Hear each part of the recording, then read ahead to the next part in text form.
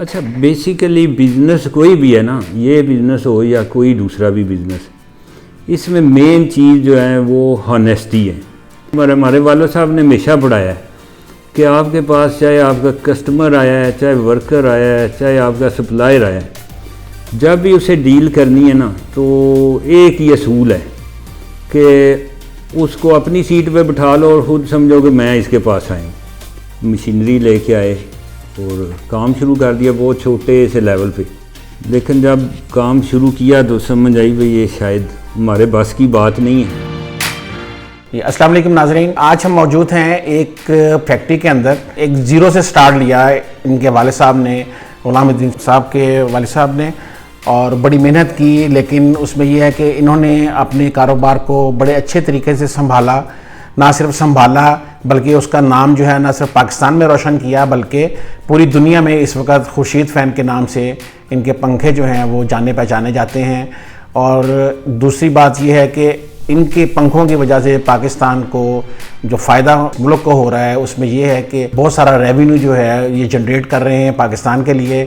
तो आइए हम इनसे पूछते हैं कि इनकी कामयाबी और तरक्की का जो है राज वो किस में पिन्हा है, इन्होंने कैसे मेहनत की, और अगर कोई नया इस शोबे में आना चाहे तो उसके लिए क्या बताएंगे उनको जिसको वो इख्तियार करके एक अच्छे बिजनेसमैन बन सकें।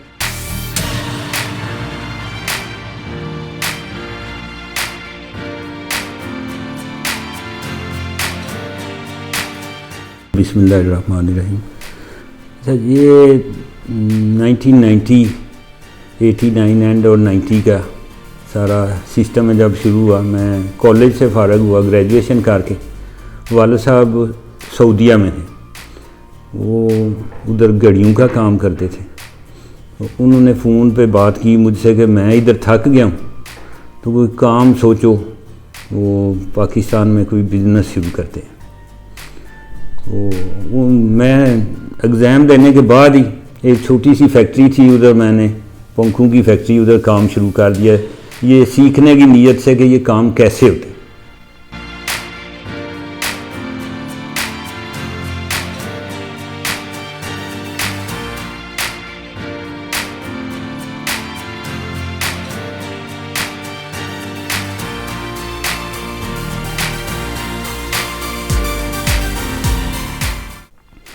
जब वो आए तो छोटा सा एक प्लाट लिया हुआ था उनके, उधर स्टे के दौरान आए तो हमने जल्दी से उसकी कंस्ट्रक्शन की, मशीनरी लेके आए और काम शुरू कर दिया बहुत छोटे से लेवल पे।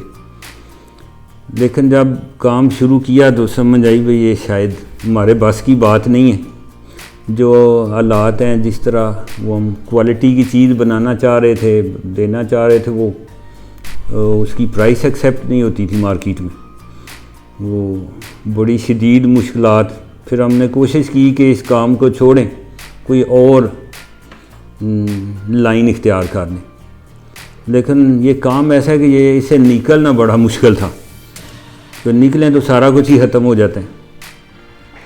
बहरहाल फिर कोई अल्लाह ताला ने कुछ इस तरह का सबब बनाया, कुछ अल्लाह ताला ने बंदे भेजे जिन्होंने टेक्निकल हेल्प की हमारी शुरू में।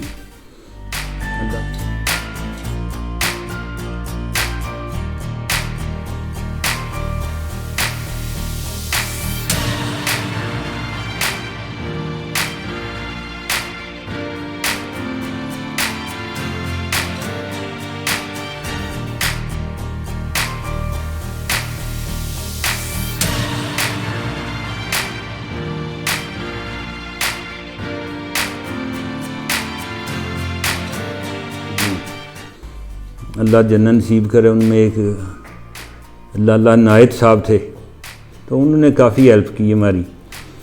वो अल्लाह ताला उन्हें जवारे रहमत में जगह था फरमाए, बहुत अच्छे इंसान थे। अच्छा, फिर अल्लाह ने चाहा तो आहिस्ता आहिस्ता काम चलना शुरू हुआ। अच्छा, बेसिकली बिज़नेस कोई भी है ना, ये बिज़नेस हो या कोई दूसरा भी बिज़नेस, इसमें मेन चीज़ जो है वो हॉनेस्टी है कि कमिटमेंट, जो आपने बात की है किसी से उसके ऊपर पूरा उतरना है, लेने देने में, चीज़ की क्वालिटी में, और हॉनेस्टी के साथ कोशिश करनी है कि अच्छा है आपका कस्टमर। हमारे वाला साहब ने हमेशा पढ़ाया है कि आपके पास चाहे आपका कस्टमर आया है, चाहे वर्कर आया है, चाहे आपका सप्लायर आया है, जब भी उसे डील करनी है ना, तो एक ही असूल है कि उसको अपनी सीट पे बिठा लो और ख़ुद समझो कि मैं इसके पास आया। तो ये किस तरह की डील मेरे साथ करे तो मुझे पसंद आएगी, ये बेसिक असूल है। 95 में मैं यूके चला गया, वहाँ काफ़ी मौका मिला अच्छी अच्छी कंपनियाँ देखने में। तो 2000 में वाला साहब ने फ़ोन मुझे किया कि अगर आप वापस आ जाओ, तो मैं थक गया हूँ, मैं रिटायर होना चाहता हूँ। तो उस वक़्त भी अभी काम हमारा कोई इतना स्टैब्लिश नहीं हुआ था, लेकिन वो फ़ैसला किया उधर बहुत अच्छी जॉब छोड़ के कि भाई अपना काम ही करना है दोबारा आके।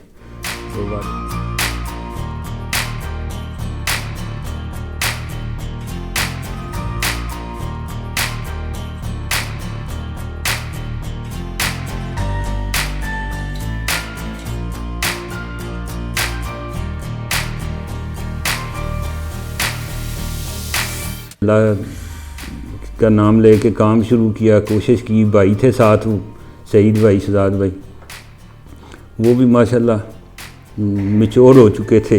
तो फिर अल्लाह ने ऐसा सबब किया कि हर आने वाला साल पिछले साल से बेहतर ही होता गया। और अब जब हम सोचते हैं ना कि जब से हमने काम शुरू किया तकरीबन 30 साल हो गए, तो फ़ैन इंडस्ट्री की जो मेजर डेवलपमेंट्स हैं, यानी जिस तरह 30 साल पहले काम हो रहा था, जो टेक्नोलॉजी थी, जो मशीनरी थी, जो काम करने का तरीक़ाकार था, उसमें अगर आप काउंट करना शुरू करें कि क्या क्या मेजर तब्दीलियाँ आई हैं, तो वो अल्लाह की मेहरबानी से 90% तब्दीलियाँ वो खुर्शीद फ़ैन ही लेके आए।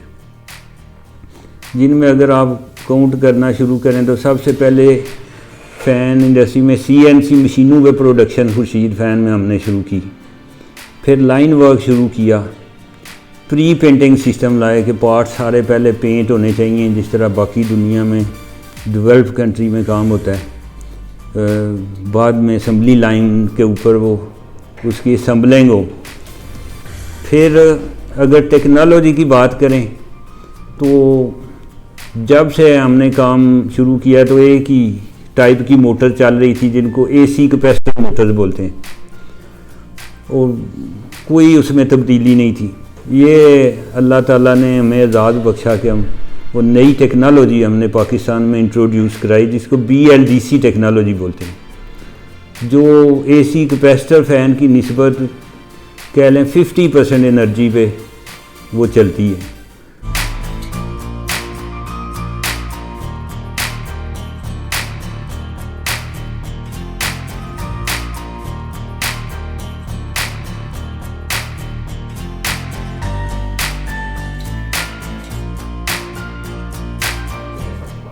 अच्छा, ये 2014 में हमने लॉन्च किया, और अब अल्हम्दुलिल्लाह पहले 1-2 साल तो लोगों को समझ ही नहीं आ रही थी कि ये क्या चीज़ है, लेकिन जब लोगों को समझ आना शुरू हुई कि ये कितनी फ़ायदे की चीज़ है, फिर दूसरी कंपनियों ने भी उसको कॉपी करना शुरू किया। और अब हमें बड़ा फ़ख्र महसूस होता है अल्हम्दुलिल्लाह कि इसकी वजह से पाकिस्तान में एनर्जी की सेविंग इस हद तक होनी शुरू हो गई है कि अगर उसको काउंट किया जाए तो ये बहुत बड़ा फ़ायदा है। यानी इसकी मिसाल मैं आपको इस तरह दूं कि कोई गवर्नमेंट इदारा या कोई इस तरह की हेल्प या इस साइड पे कोई काम करने की क्या हालात हैं उनके। एक चंद हफ्ते पहले इस्लामाबाद एक मीटिंग में कोई वज़ीर आज़म साहब ने ड्यूटी लगाई हुई है, उनके दोस्त हैं, एक सेनेटर नुमान वज़ीर उनका नाम है, एनर्जी के बारे में उनकी ड्यूटी लगी हुई है। उन्होंने हमें बुलाया, ये फ़ैन एसोसिएशन से, मैं भी साथ गया। तो वो तो हमारी क्लास लेने के मूड में थे कि जी पंखे आज भी 120-30 वाट के पंखे बन रहे हैं, 140 वाट के बन रहे हैं। अगर हम पंखे 60 वाट के बनाने शुरू कर दें जैसे दुनिया में बनते हैं, तो हम तो इतनी एनर्जी सेव कर सकते हैं जैसे जितनी हम कालाबाग डैम बना सकते हैं। तो ये समझ लें कि अगर आप 60 वाट के पंखे बना लें तो ऐसे होगा जैसे हमने कालाबाग डैम बना लिया। यानी उनकी अवेयरनेस देख के तो थोड़ी परेशानी भी हुई सारी। जब उन्होंने तकरीर झाड़ ली तो मैंने उन्हें बताया जी हम तो 25 वाट तक के पंखे बना रहे हैं, आप 60 का हमें टारगेट दे रहे हैं। तो बड़े हैरान हुए। वो इनविजिबल फ़ैन इसको बोलते हैं, जो लाइट है ये कलर भी चेंज करती है। ये जब पंखा चलता है तो इसके ब्लेड्स बाहर निकलते हैं और जब पंखे को बंद करें तो ये फोल्ड होकर अंदर चले जाते हैं।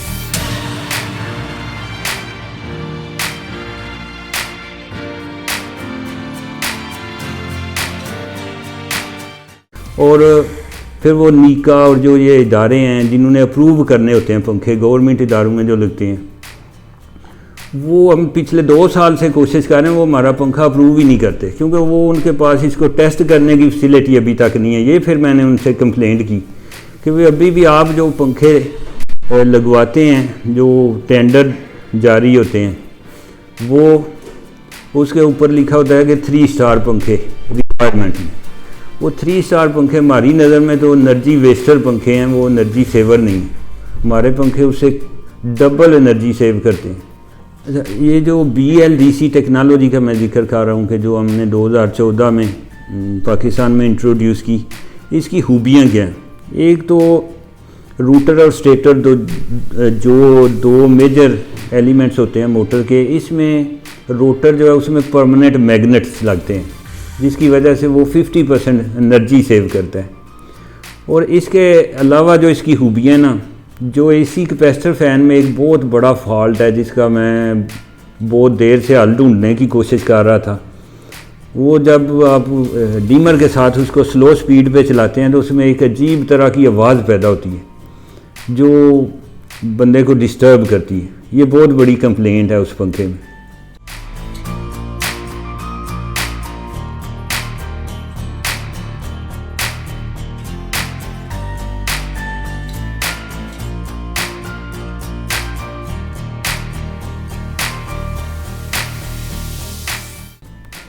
फिर AC कैपेसिटर फ़ैन की निस्बत, इसके साथ रिमोट होता है। रिमोट से आप उसको कंट्रोल कर सकते हैं और बिल्कुल बेआवाज़ होता है स्लो स्पीड पे भी।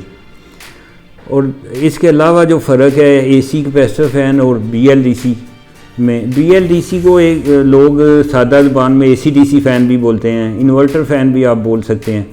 बेसिकली ये BLDC brushless direct current motor technology है। इसकी मोटर गर्म नहीं होती, यानी आप कमरे में चलाते हैं उसको, वो बिल्कुल ठंडा होता है। जबकि AC कैपेसिटर फ़ैन जो है वो जब उसकी मोटर चल रही होती है तो वो इतनी गर्म होती है कि आप उसको टच नहीं कर सकते, तो वो डेफिनेटली कमरे के टेम्परेचर को भी अफेक्ट करती है। तो ये टेक्नोलॉजी इंशाल्लाह फ्यूचर की टेक्नोलॉजी है, टाइम के साथ साथ इसमें मज़ीद बेहतरी आ रही है और हमें ये फ़ख्र है कि ये पाकिस्तान को हमने दिया अल्हम्दुलिल्लाह। स्टेप बाय स्टेप अल्लाह ताला तरक्की दे रहा है। माशाल्लाह हमारी फैक्ट्री का नाम लोगों के ज़हनों में अल्लाह ताला ने डाल दिया है कि दुनिया में कहीं भी जाएं खुर्शीद फ़ैन का नाम लें तो लोग पहचानते हैं। ये 30 साल की स्टोरी है जो मैंने मुझसे बयान की है।